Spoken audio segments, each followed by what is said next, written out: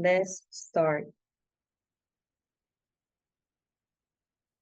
Okay, so the book we're going to be talking about today is called Multipliers. By the way, if somewhere along this session you guys cannot hear me, let me know.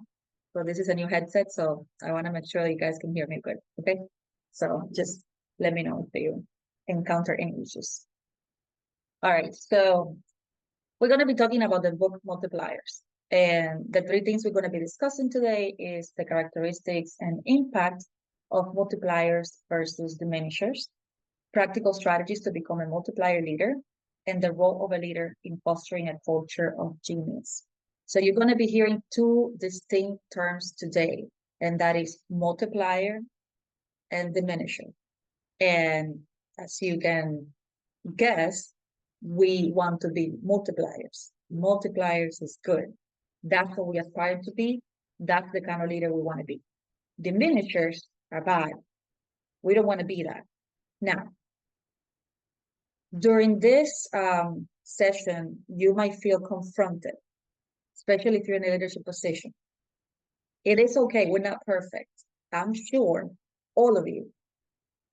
In other words, I can guarantee that every single person in this call that has been in a leadership, that is in a leadership position right now, has been a diminisher at some point. It happens to me all the time, even though I know this. I've read the book. I know the concept. I know what I need to do to be a multiplier, and yet I find myself being a diminisher many times. I don't want to, but it happens. Now, the good thing is that I know what I need to do to be a multiplier, and I know the qualities of a diminisher. So I can catch myself doing that. And I can say, oh, that's not good. And you probably have heard me say, oh my God, I had a conversation with this person and I was such a diminisher. You're going to hear, you probably already heard me at some point say that. Or you're gonna probably hear me say, "Oh my God, I'm so proud of myself. I was such a multiplier today," you know. So again, don't feel bad if you see some of these diminishing characteristics in you. If you feel identified, the whole point is to we just want to get better. You know that's the whole point of this. Just be aware and let's just be better. All right. And if you're not in a leadership position, you're probably this is going to sound familiar to you. You probably are going to think of a manager that you work for or a manager that you worked for in the past. So, just so FYI, just so you're aware. All righty. So this is the book. I highly recommend you to read it. It's great. I have a few copies in my office. If you want to get a hard copy, I can give it to you. Again, just gonna cover the basic concepts of the book, just very general.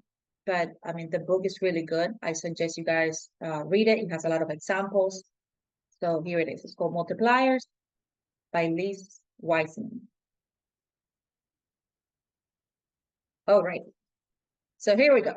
Some leaders manage to make everyone else around them smarter.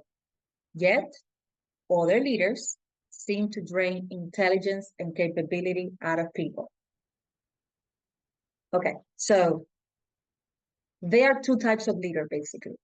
You have the leaders that, they have great teams, they have great people. And some people will say, oh, you got lucky. You're lucky because you get all the good people. No, they don't get lucky. They are multipliers or they do the things that multipliers do more often than not. And that's why they get these teams. It's not like magically they, hit the lottery and they just get good people. That's not the way it works. So you're going to see those teams that are full of these people that are just like go-getters. They're so smart. They're just, very efficient. And then you're going to see, other leaders that have these teams where, people nobody wants to step up. When I don't want to say nobody, but most of the team, they don't want to step up. You don't really see them taking charge, initiative. And so that's because you're going to have leaders that are going to develop people, are going to extract the potential out of people, and everybody around them is going to look smarter. And then you're going to have the leaders that just, make everybody look not as capable in a way. And I'm sure you can guess which one's which, right? The multiplier and the diminisher, just by this observation. Again, we want to be multipliers. So there are two types of leaders. You have the diminishers, and these leaders, they diminish the intelligence in the people around them. And then the multipliers, they're leaders who amplify or multiply the intelligence in the people around them. Okay, so I want to give you a little anecdote of something that happened. It's not, again, I find myself being a diminisher many times, and when I go to the examples, you're gonna probably gonna say, "Oh yeah, I've seen Amalia do that." So yes, I am by no means a multiplier 100% of the time at all whatsoever. I wish I could be, but I'll tell you a story where I was a multiplier, so I'm very proud of myself for that. And basically, there was this, it was many years ago. There was this case manager. She was in intake back then. When Intake had a different manager, that manager is no longer here. The person I'm talking about is no longer here. But that case manager, she was gonna get fired because she was underperforming.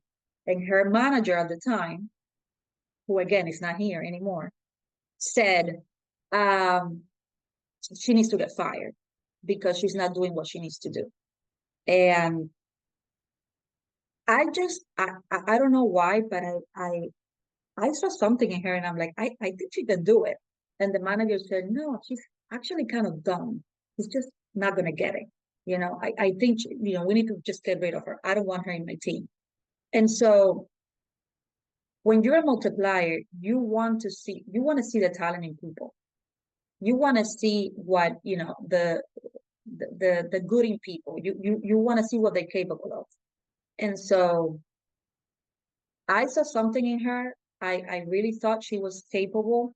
And I took a gamble and I said, I'll take her. If you guys are going to fire her, I'll take her. I'll put her in my team. I believe in her. I think she can do it. And they were like, okay, are you sure? Okay. So I brought this case manager over to my team. I trained her. I thought that, in my opinion, she didn't get the proper training, and that's one of the reasons why she wasn't performing to the best of her abilities.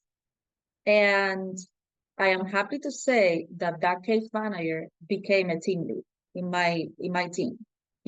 So she went from she's gonna get fired because she's dumb and she cannot get the job done to giving the proper resources, getting proper training, being developed, and then she flourished. So what I'm trying to say is that we often blame people and we think that people are, I don't want to say, stupid, but like we think that people are not capable. And I'm telling you guys, there's a lot of good people in our teams. We are surrounded by talented people, but we need to see it and we need to amplify it. And that's what multipliers do. They recognize that talent and they amplify it. And so I'm going to tell you in the next slide how to do that. Okay. But I want to give you that example because it's something that as leaders, we all have to be aware.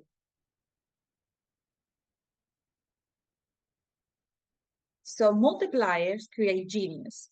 People actually get smarter around them. Yeah, intelligence is not fixed.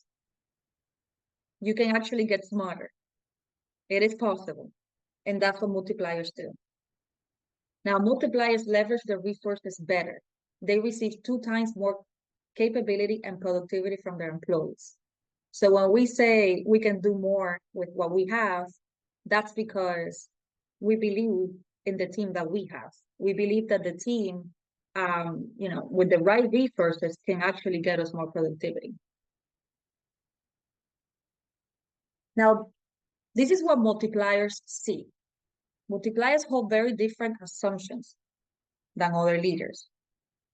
And these assumptions are intelligence grows through engagement. So you want to keep your employees engaged and they're going to be smarter, more capable. The collective is smarter than the individual, meaning the leader doesn't have the answers. The team does. And they value what they have to say. They value their opinion, their perspective. And the third one is people want to be fully utilized. When you're a multiplier, you understand that people want to be the best versions of themselves. People want to be utilized to the best of their ability. So nobody wants to do the bare minimum. We have people, we see it all the time, people doing the bare minimum. And that's probably because they're dismotivated or because they work for a leader that exhibit diminisher traits more often than multiplier traits. Nobody wants to do the bare minimum. That's the reality. People want to be great. People want to do the best they can. And so this is what multipliers do. Now, what multipliers do? Multipliers are hard edge managers. They expect great work and drive people to achieve extraordinary results. So the expectations are always high. While multipliers do some of the same things as diminishers, they do find things very differently. Okay, so this is where the multipliers separate themselves from the diminisher. They create space for best thinking, meaning they give their people the freedom to innovate, to create new ideas, to do things differently. They extend challenges. So when you believe that somebody can do it, you will challenge them. And that's what a multiplier does, basically. They will give their team members challenges so they can step up to that next level. They attract and optimize talent. Again, when people see that you're a multiplier, they want to work with you. They want to work with a team of multipliers. So that's why they attract the talent. Now, debate decisions. Again, you don't have the last word. You're not the smartest person in the room. And if you are, you're in the wrong room. So they actually enjoy debating decisions. They don't just make the decisions themselves. And they instill accountability. Now, accountability is very important. We've talked about accountability before. And yeah, people don't like it, but people will appreciate it because it's the only way that you can be better. If you're not held accountable, you're never going to reach your maximum potential. It's impossible. It's not going to happen. So a multiplier leader holds people accountable. Now, this is kind of what we spoke about, but there are 5 multiplier disciplines. Again, this is very important. This is what we want to be. This is what the things we want to do. So the liberator, and again, they create space for best thinking. The challenger, and that's the one that extends challenges to their team. The talent magnet, they attract and optimize talent. We have the debate maker, who debate decisions, and then the investor, who instills accountability. Why is it called investor? Because holding people accountable is hard, it's difficult, it's uncomfortable, and it's draining. It takes a lot of time, right? When you're creating an action plan for somebody, it takes a long time. When you're creating a write-up for somebody, it takes time. And it takes time to sit with the person, give them feedback, and hold them accountable. But when you believe in that person and when you believe in their abilities, you invest the time. So you invest the time now so you can create that genius in the future, that amazing case manager or leader that you know they can be. Okay, so that's why the 5th one, it's called the investor. Now, I want to kind of put the two together, the multiplier versus the diminisher. I want to do kind of like the contrast. So you kind of understand what we want to be versus what we don't want to be. And again, I'm sure that this is going to sound very familiar because we all do this. We all go back and forth. It's very, very hard to be a multiplier 100% of the time. I personally wish I could be, but sometimes unconsciously, especially when we are stressed or overwhelmed, we go back to, sometimes we're stepping into the worst versions of ourselves instead of the best versions of ourselves. So we have The liberator. So basically the five disciplines that we just talked about. So for example, the liberator who creates a climate of safety, freedom that both invites and demands people best thinking and work. That's what we want to be. Now, the opposite of that, what we do not want to be, is the tyrant. And the tyrant creates a climate of fear and judgment that has a chilling effect on people's thinking and work. I think we all have an example of a time we're being a tyrant or a time that we work for a tyrant, right? And I think everybody in this call. And again, I love to be a liberator. I think I try to be a liberator most of the time, but I have definitely been a tyrant sometimes, especially when I'm too stressed, like I said before. So don't feel bad. The point is just be aware, and when you see yourself being a tyrant, go back to liberator. Switch it up. You don't say, oh, I'm being a tyrant right now. I want to be a multiplier, so I'm going to be a liberator. I hope that makes sense. Now, we have the challenger. And the challenger basically defines an opportunity that causes people to stretch. So these are the people that the leaders that will give their people a challenge, something that's difficult, but they believe they can get it done. So the opposite of that is the know-it-all. And the know-it-all give directives that show how much they know. Again, I think we all been guilty of that. We all want to show how much we know because we want to add value. And I think one of the biggest mistakes I see in young managers, and not even young, I feel like it happens to all of us at some point.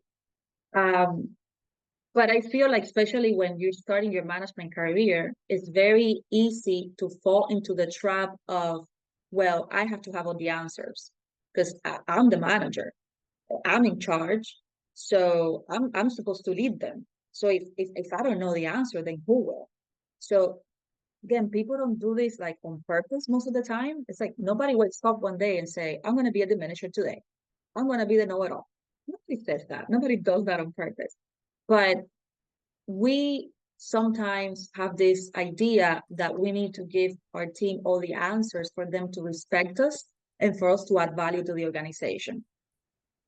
And if you take something from all these classes, and again, we've covered a lot of good material in these classes. I hope you remember. But if I can leave you with one thing after 12 sessions, is a real leader is not the one that tells people what to do. The real value of a leader is to develop people around them and to create new leaders. That is a real leader. Yes, we want results, of course, but the real value of a leader is to develop and create more leaders. Okay? So the next one is the talent magnet, which, attracts and deploys talent at its highest point of contribution. But the opposite of that is the empire builder. And that person hoards resources and underutilizes talent. And again, I see it sometimes where they are very capable people doing kind of brainless tasks, So sometimes we think that by giving people a lot of tasks, we're giving them responsibility. And that's giving people tasks and giving people responsibility are two different things.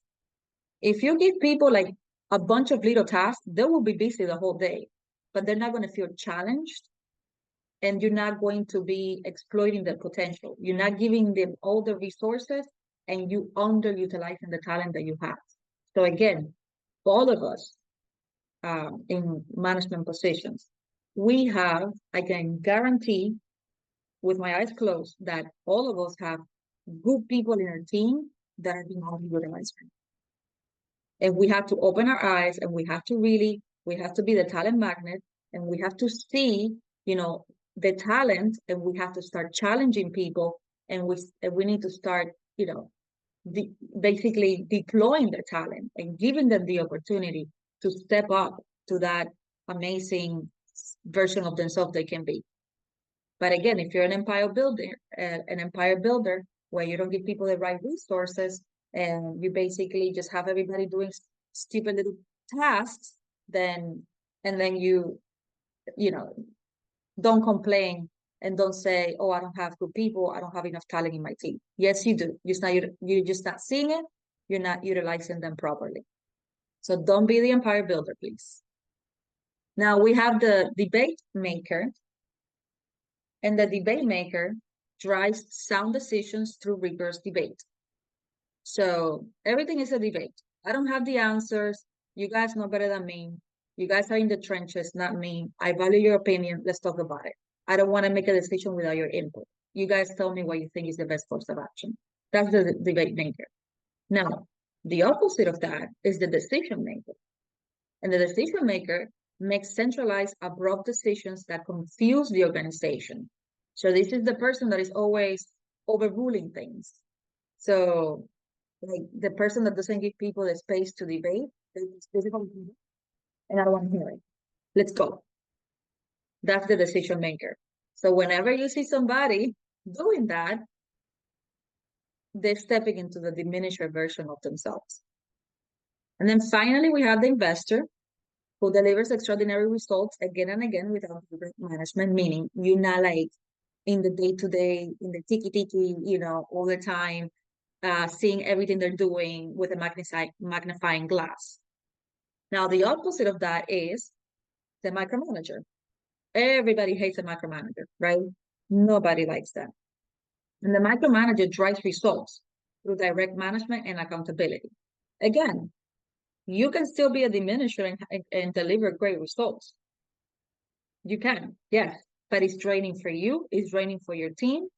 And if you do this, then yes, you're going to have results, but you're always going to be complaining that you don't have, that you don't have the best team, that you don't have good people, that, oh my God, for me, and it's just draining for everyone. And people are just not going to be happy, and you're not going to be happy as a leader, okay? Because at the end of the day, nobody likes to be micromanaged and, watch 24/7 with a magnifying glass, everything they do. Like some sort of, to, innovate and be challenged and, have new ideas. If you're on top of them, then they're not going to be able to do any stuff. So I think that this little chart kind of it's a very good cheat sheet of what we want and what we don't want. And again, you're going to see yourself going from one to the other and just catch yourself doing it and just do balance. All right. ChatGPT made this beautiful image for me. So the question here is, do you want to be a genius? Meaning, do you want to be the smartest person in the room? The one calling just shots? The one telling everybody what to do? The one with the highest authority? Or do you want to be a genius maker? Meaning, do you want to see the talent in people, give them the opportunity, challenge them, develop them, and create great, amazing leaders around you? So which kind of leader do you want to be? The smart one or the one that makes everybody smarter around you? It's your choice. And that choice will determine whether you are a minister or multiplying. Now, sometimes, right, again, nobody wakes up one day and says, I'm going to be a diminisher today. Sometimes we become accidental diminisher. It's like we have the best intention. We actually want to do something like good for our people, and it has the opposite effect. So we're going to go through a couple of accidental diminisher examples so you kind of see what I'm talking about. So you have the idea guy, right? And the idea guy has a new idea every day. They come on Monday, they're like, okay, we're going to do this, guys. Okay, we're going to focus on this. And then on Tuesday, it's like, okay, no. Drop what you're doing. We're not doing Monday's idea anymore. We have a new initiative today. We have this idea. Okay, everybody focus on Tuesday's idea. That's what we're doing. And then they come on, and then never mind, people. We're not going to use these ideas. We're actually doing a new idea today, something new. This is what's going to get us to our results. We're going to do this today. So that really confuses people. It really it creates a lack of focus in the team. Everybody's all over the place, and there's no clear direction and no clear target of what's the what's the objective and what we're doing in this fun. So, idea guy, no, they have the best intentions, but it's not good. Then the most popular one, the one that I see all the time, all the time. Not one day passes by before without seeing this, either because I do it myself or because I see people around me doing it. And that is the rescuer. And the rescuer helps too soon and too often. So people become dependent. Employees of a rescuer fail to experience success on their own and start thinking they never will. And again, I know that sometimes we have the best intentions, but if you always rescuing people because you don't want them to get hurt, they they're going to get hurt because at the end of the day, they're never going to achieve the success they want or the success they think they deserve. Because if you don't let them make mistakes, if you don't let them be challenged, then they'll never get there. And so by trying to protect them, you're actually harming them. So the rescuer, I think, is one of the most common accidental diminisher, and it's one of the most damaging, in my opinion. Now, the next one is the pace setter, and I'm like guilty as charged. That's like, I see myself doing that all the time. And the pace setter basically uses their own performance as the bar to motivate others. Instead, employees see this bar as unreasonable or above their position and don't even try to reach it. Okay. And again, if you work with me in a team, you probably heard me say at some point, oh, but I've done that before. And I know it's possible. I'm sorry. I want to apologize to you if I ever said that to you, because that is not the right way. I try to catch myself and not say it as often as it comes to my head. So, because I've done basically the reality is that I've done every job, right? From investigator to reception, intake case manager, medical management demand, senior case manager reductions. I've done all of that. And so very often I catch myself using my performance as the bar and basically, using that as the example of something I know is reachable. But I have to understand and I have to recognize that what this does is that people sometimes they just feel like, oh, but I'm not like you. So I'm not gonna even try. Or like they feel like it's such an unreachable thing. And so like the idea behind it is that you try to motivate people and tell them, I know it's possible, but the effect is the complete opposite. So again, I'm sorry, and if you hear me in the future saying it, you can call me out. Then we have the rapid responder, and this is the one that jumps immediately to solve the issue. They don't even let their team come up with a plan, an idea. They just on it. They drop everything they do. They jump to that. But what happens is that the team it's gonna say in the future nobody tries because they'll be like, oh, this person is always jumping into the problem. So people don't even they don't even try to come up with a plan because they know that the rapid responder is always going to be the first one to do something. So it kind of trumps people's, creativity. Then, honestly, the one that annoys me the most is the optimist. And the optimist thinks everything is achievable, which can undervalue the team's effort and belittle change and challenges by not recognizing how difficult or intense this may be. So it's like when somebody comes and says, we are going to do 100 million in deposits this year. Please.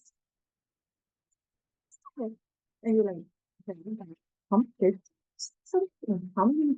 it's really difficult. Like all the clients that I have assigned to me, and so this optimism, what they want to do is again motivate people. They have the best intentions. They want to be like, they want to be your cheerleader, but it creates um the undertone of that is it's easy. It's a piece of cake. You don't even have to try.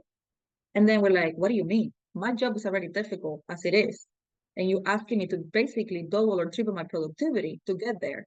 How am I going to do that? And when they make it so, like, they make it seem like it's nothing, people feel like their work is not recognized or valued. So we have to be careful with the optimists. I am definitely not an optimist, so I don't do this very often. But it actually annoys me when people around me are optimists because I'm just like, do you know how hard this is? But anyway, again, they have the best of intentions. We just have to, understand how that affects the team. And then we have the protector. And the protector that keeps the team from experiencing any adversity. And then what happens is that it keeps the team from learning experiences. I think that you guys can agree with me that any major change in process that we've done is because somebody dropped the ball and something bad happened. Something bad happens, we change the process and we make it better and more efficient, right? So our mistakes are actually opportunities to learn, not just to learn, but actually get better, make changes and get better. So if you're protecting people or the team all the time, so they don't face any issues, any problems, what you are creating is an environment of mediocrity. Because if they don't fail, if you don't give them the opportunity to fail, they're never going to learn and they're never going to evolve to that next level. So again, they have the best intentions. They want to protect the team, they want to protect their people, but it's actually creating the opposite effect. And those people, they usually, people on those teams, they usually don't develop, they don't grow, they just stay there. And again, at the end of the day, the people are not going to be happy, they're not going to be comfortable because they're not going to reach that success that they want.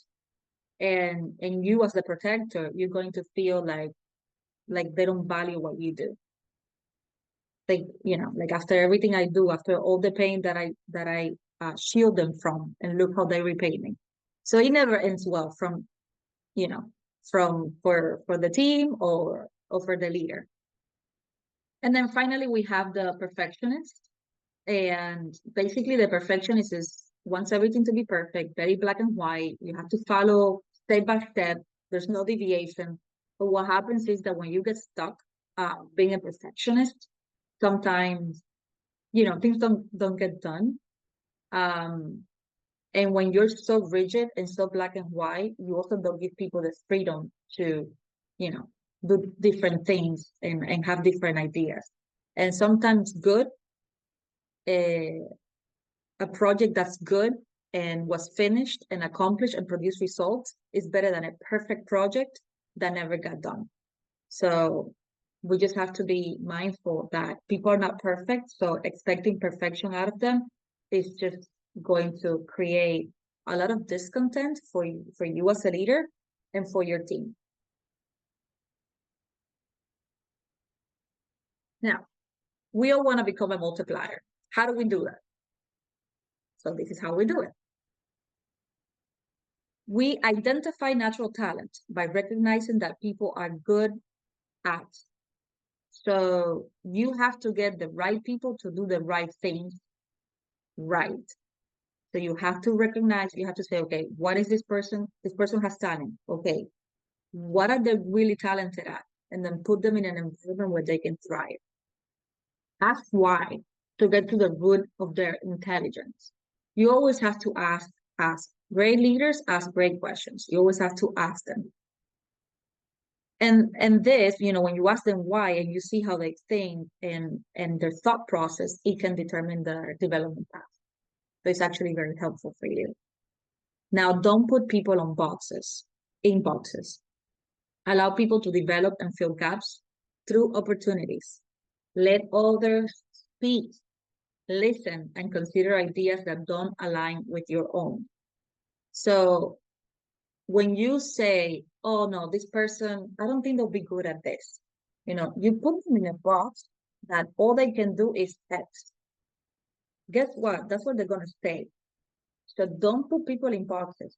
Believe, believe in them. I mean, if you hire them and you're keeping them in your team, it's because you believe in them. So actually, give them challenges. Don't put them in boxes.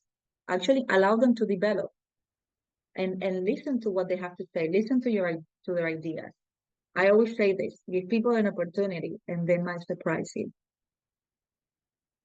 Now, ask questions to challenge teams to find the right solution, not to bring them to your side. So again, when you asking all these questions, it's because you want them to get to figure it out by themselves in other ways. Sometimes I'm stressed and I become a total diminisher and I'm like, sir. But when I'm like, today I'm gonna be a multiplier, when I get my multiplier hat on, I even if I have the answer, I walk the person through the whole process and I ask a lot of questions so it makes sense to me, but not so much to me. I want it to make sense to them.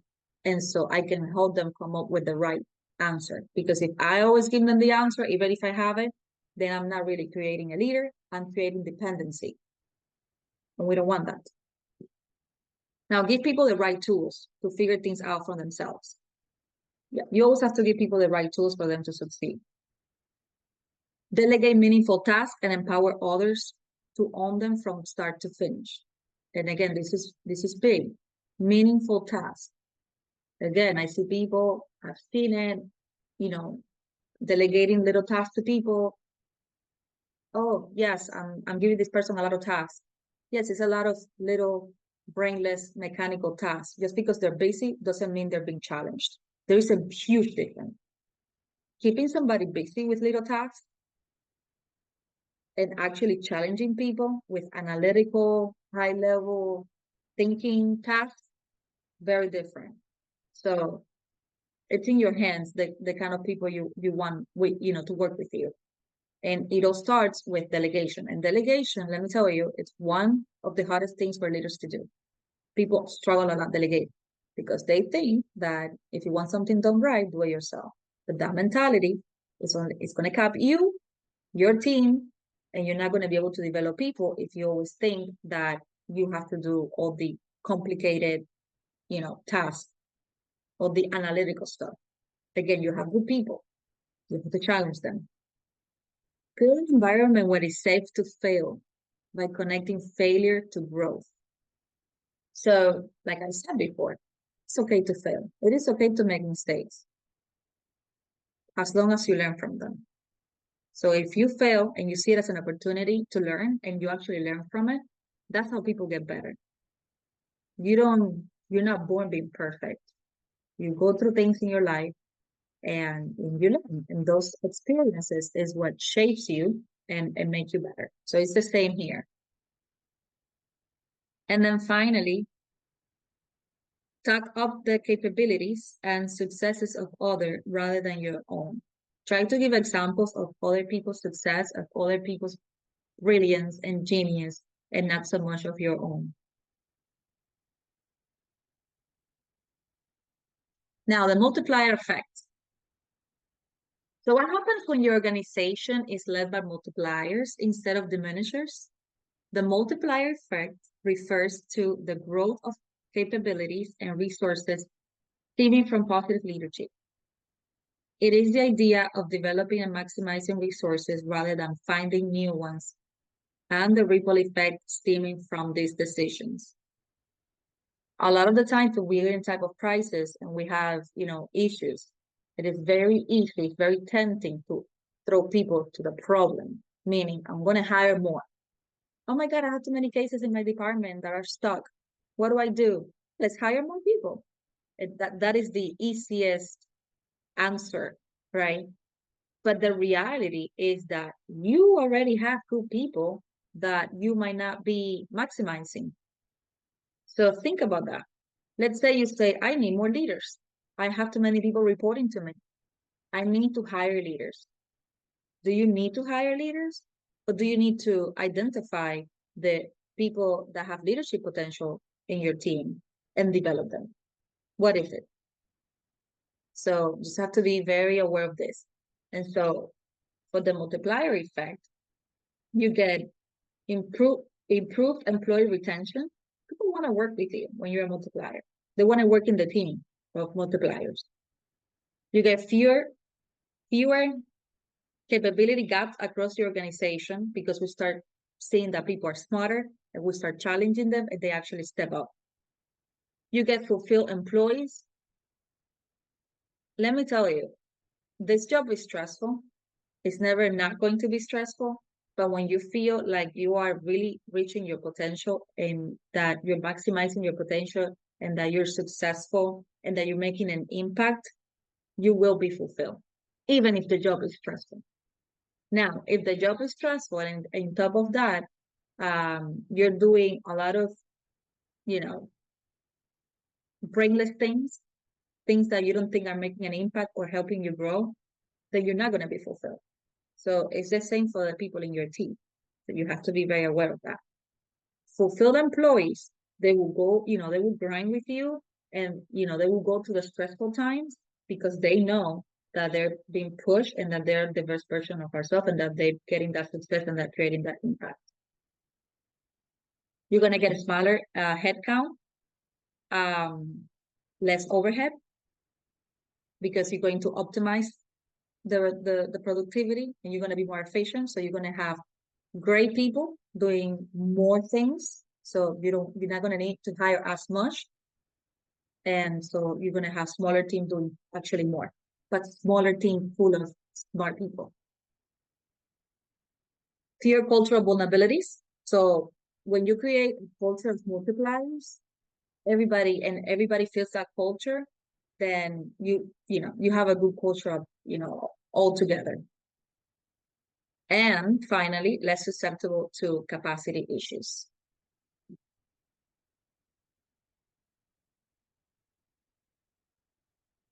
And so this is like a visual of a tale of two managers. So you have on one side the diminisher, and the diminisher is only tapping to the 50% of the team's intelligence. And so when you look at the results, the growth suffers, team members quit, and organizations scramble. A leader who squashes innovation and talent by doing all the things themselves, they have to put the mark on everything. So when you have a manager or a leader that everything has to go to them, they don't allow their employees to make decisions. They don't give them complex tasks because they don't think they're capable. They think they're going to make a mistake. So they have to do it themselves.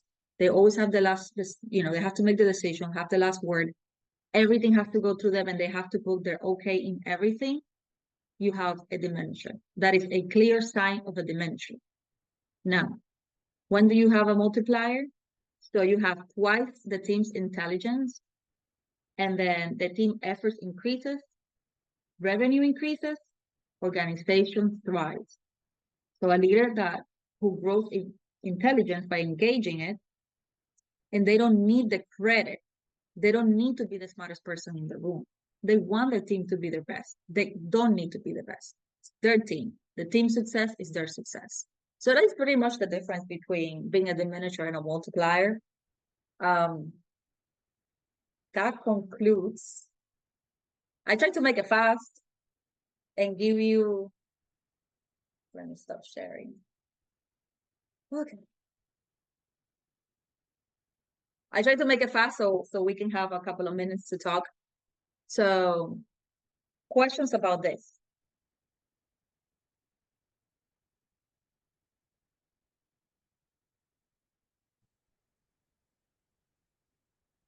Was this eye-opening for some of you?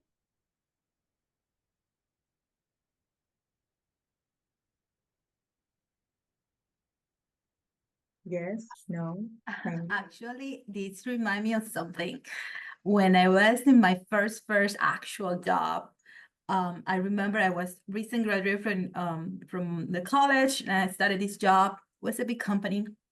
There was a couple of departments, and I remember there was this department was actually customer service, And the manager, he has this employee, he was a star of the department. He was the best of everyone, and he knew.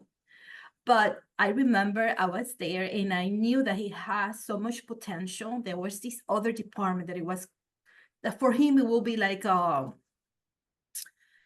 promotion to go to the other department. And I remember this manager just holding on to him. He didn't want to let him go because he was the star of the department.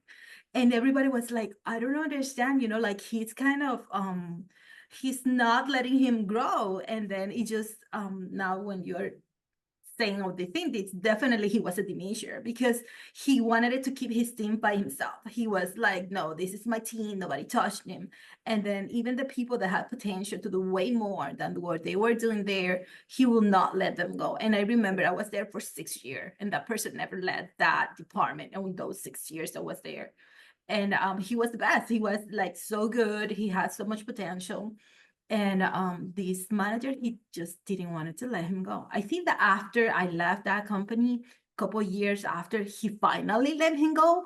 But it was like that, like a typical example of what you were explaining, like how a manager just, because he's the best of his team and he's the one that kind of bring the team up, he didn't want to let him go and make him grow more.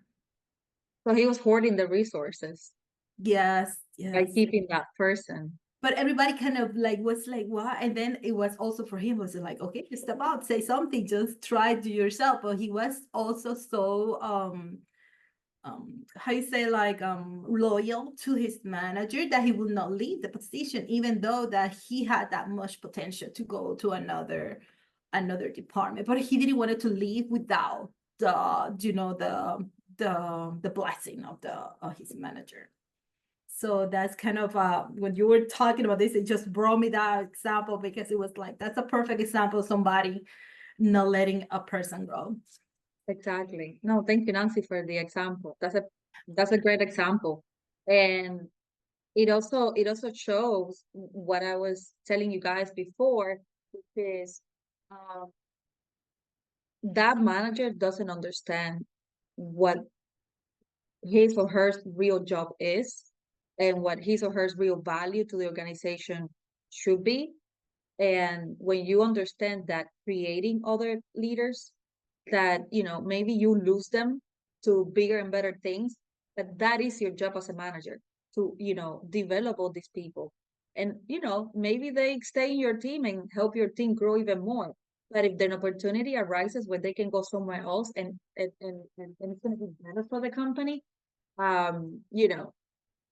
you have to, it is the right thing to do. Because again, that's what you want. You want to help everybody develop. And you don't want people to be unhappy. If you know how somebody's holding you down, you're not going to be. Yeah, awesome. Any other comment? I have a question. So when, well, everything was about multiplier diminisher comparisons. But one of them that stuck out to me was between the micromanager and the investor. So, of course, as you mentioned, nobody enjoys being micromanaged. But I know sometimes when we're in a stressful situation, we can fall into, or we see our leaders fall into, micromanaging tendencies. So I just wanted to know if you could give any tips on how to maybe balance that, not so micromanaging, but you still need to hold the person accountable, making sure they're still doing what they need to do, but not like so intensely that you're driving them crazy and you're like, oh my gosh, I don't want to talk to my leader anymore. I don't want to talk to my boss anymore. Um, any tips and tricks per se? Absolutely. So when you okay, so holding people accountable has to be, like an instinct, like something that comes natural to you. You have to practice it and practice it and practice it and force yourself to do it and until it becomes a habit. So until it becomes that, it's just a habit for you to hold people accountable, right? And when you do that, eventually people are going to do what they need to do without you being on top of them. What happens when the manager, usually, when the manager becomes I can speak for myself, I don't want to speak for anybody else, but I hate being a micromanager. I hate it. I hate it. I hate it. I don't like it because I don't like to be micromanaged. But I can see times where I've been a micromanager, and I'll tell you when it happens. When it's times of crisis, we need to deliver results, and somebody's not meeting my expectations, and then I go micromanager. So in my mind, the way I try to justify it, I mean, I'm being a diminisher, 100%. But the way I try to justify it is I give you enough freedom. If you don't, like, if you cannot meet my expectations with all the freedom I give you, then you don't deserve the freedom. I'm going to come in and I'm going to do that. Now, that's what I tell my brain so I can justify being a diminisher at that point because I'm stressed and I need a result. But the reality is that if I invest the time in actually coaching the person, and again, I want results yesterday, and an investment takes time, right? So you're not going to get an immediate result from that.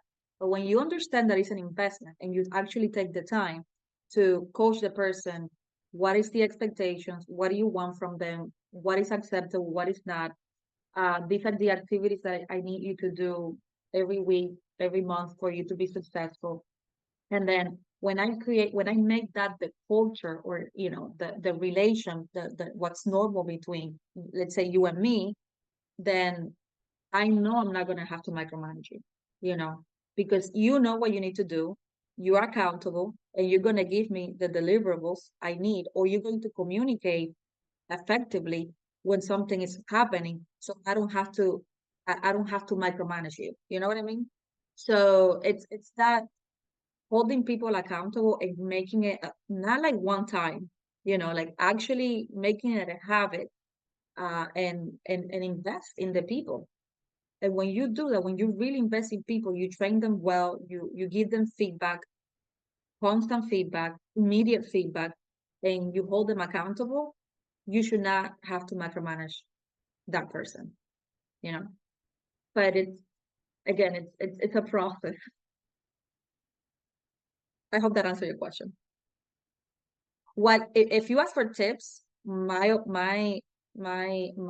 suggestion is, I like when people tell me, respectfully, obviously, but I like when people call me out, because sometimes I've been doing, again, we get stressed and we don't realize, and we get too stressed. And I like when somebody tells me, you're stressing me out, you're being too intense, and I'm like, okay, I need to back up this. Like, I like to know that, because sometimes I lose that fine line and I go too intense. If somebody doesn't tell me I'm being too intense, I don't notice. So I would say, you can tell your supervisor, or whoever, you can say, hey, I understand that you're stressed. You want the results. I get it. I'm going to do X, Y, and Z. Is that okay with you? Okay. You know what I mean? You can have an open conversation with your manager and say, hopefully your supervisor is in this call.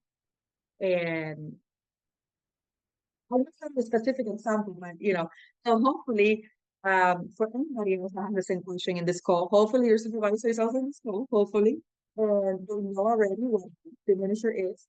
You can have a conversation with them getting upset about it, and say, hey, listen, I understand that you're stressed. Is it okay if I do X, Y, and Z by this time? So you keep yourself accountable too. And they're gonna be out, because they're gonna be like, oh, I don't have to be on top of her. She knows what she needs to do. She committed to do it. She told me she gave me a time frame. It's okay for me to, I don't have to be on top of her. You see, so it's like a two-way. Now, most of the responsibility is always going to fall on the leader. The leader should know these things, but it's okay to have an open conversation about it.